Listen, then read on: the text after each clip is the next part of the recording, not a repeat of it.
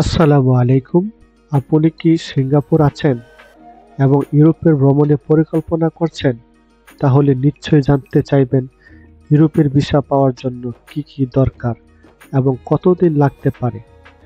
আজকের ভিডিওতে আমি আপনাদের জানাবো সিঙ্গাপুর থেকে ইউরোপের সেনজন ও অন্যান্য দেশের ভিসা এবং পাসপোর্ট হাতে পেতে কতদিন সময় লাগতে পারে। চলুন শুরু করা যাক। সিঙ্গাপুর থেকে ইউরোপ ভিসা পেতে কতদিন লাগতে পারে এটি নির্ভর করে আপনি কোন দেশের ভিসার জন্য আবেদন করেছেন। 1 নম্বর, সেনজেন ভিসা 26টি দেশে যেমন France, Germany, Italy, Spain, Netherland, Switzerland ইত্যাদি সাধারণত 15 থেকে 30 দিন লাগে। আমি প্র্যাকটিক্যালে যা দেখছি 1 মাস 10 থেকে 15 দিন, হাইয়েস্ট 20 দিনের ভিতরে আপনার যদি ভিসা পান ভিসা চলে আসবে, আর যদি আপনি রিজেক্ট হয় তাহলে আপনি রিজেক্টের জব পেয়ে যাবেন। তবে ব্যস্ততা মৌসুমে বা গ্রীষ্ম বা বড়দিনের সময় 60 দিন পর্যন্ত লাগতে পারে, 2 মাসের উপরও লাগতে পারে।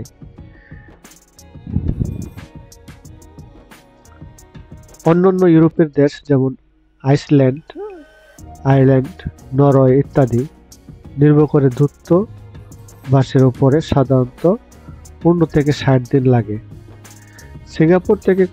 সিঙ্গাপুর থেকে কোথায় আবেদন করবেন? ভিসা আবেদন জমা দিতে হবে সংশ্লিষ্ট দেশের দূতাবাস বিএসএফ সেন্টারে। কিছু দেশের জন্য অনলাইনে আবেদন করা যায়। ভিসা দ্রুত পেতে কিছু গুরুত্বপূর্ণ টিপ যারা মনে রাখুন: সঠিক ডকুমেন্ট জমা দিন, passport, bank statement, income tax certificate, travel insurance. 2 নম্বর, সঠিক তথ্য দিন এবং ভুল তথ্য দিলে ভিসা বাতিল হতে পারে। ভ্রমণী পরিকল্পনা স্পষ্ট করুন এবং হোটেল বুকিং, টিকিট রিজার্ভেশন আপনার নিতে হবে। যত তাড়াতাড়ি সম্ভব আবেদন করুন, শেষ মুহূর্তে করলে দেরি হতে পারে। তাহলে এখন আপনি জানেন সিঙ্গাপুর থেকে ইউরোপ ভিসা এবং পাসপোর্ট পেতে কত সময় লাগতে পারে। আমার অভিজ্ঞতা বা প্রশ্ন